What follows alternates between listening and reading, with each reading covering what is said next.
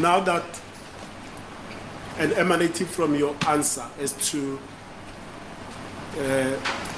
Warrant Officer Makubo, Colonel Buthelezi not reporting back to you as the investigating officer, and the fact that they do have copies of 636 each on them, does that mean there was a parallel investigation by yourself and Makubo and Buthelezi and yourself and Ramohala and Buthelezi and Makubo on this matter?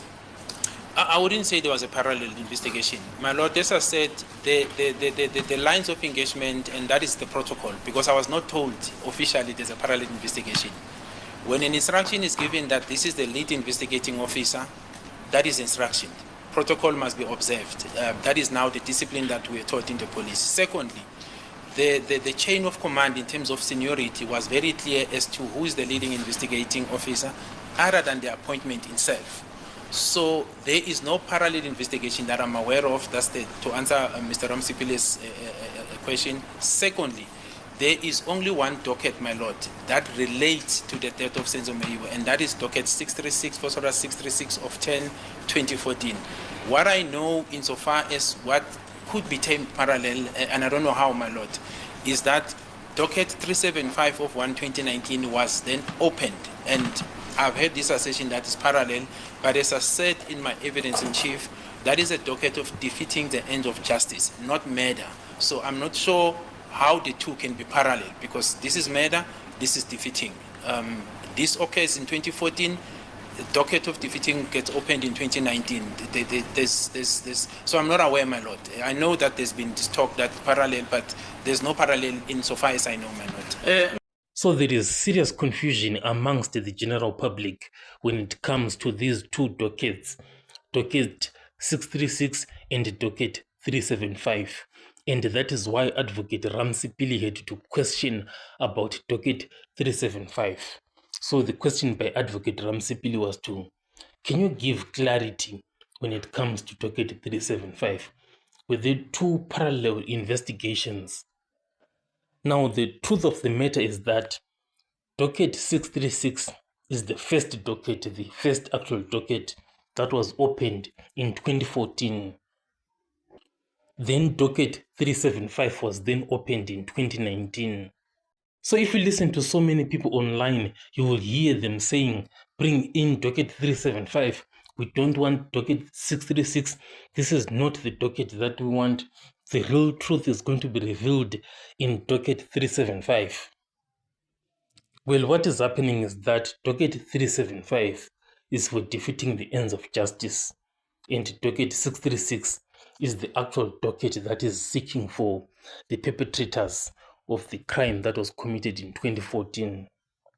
If we somehow listen to the public and open docket 375, then discard docket 636, Gininda and everyone who is hiding the so-called truth will be arrested. But the challenge with docket 375 is that the mastermind of the crime will not be arrested. Because docket 375 has nothing to do with the mastermind, it has everything to do with Brigadier Gininda and Advocate Baloyi. So if you really want justice for Senzo Meyiwa like everyone out there, then docket 636 is the real docket for you. Having said all of that, these two dockets now, docket 636 and docket 375, can never work together at the same time. The success of docket 636, it depends on the failure of docket 375. For docket 636 to succeed, docket 375 has to fail, and the same is also the truth vice versa. For docket 375 to succeed, docket 636 has to fail, and this is more like is in the hands of Judge Rata. If Judge Rata rules that these 5 guys are innocent, then docket 375 can be opened now. But if he rules that these 5 accused are guilty, then docket 375 has failed.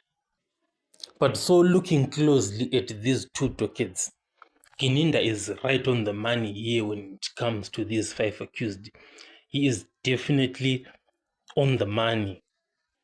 He's got his evidence real intact. Everything about what Brigadier Gininda is saying, it actually makes sense, because if you look, he also goes on to say that Longwe Twala is also involved, because there is this picture of money that was seen in Kelikumalo's phone and the other accused. It was also there in Longwe Twala's phone.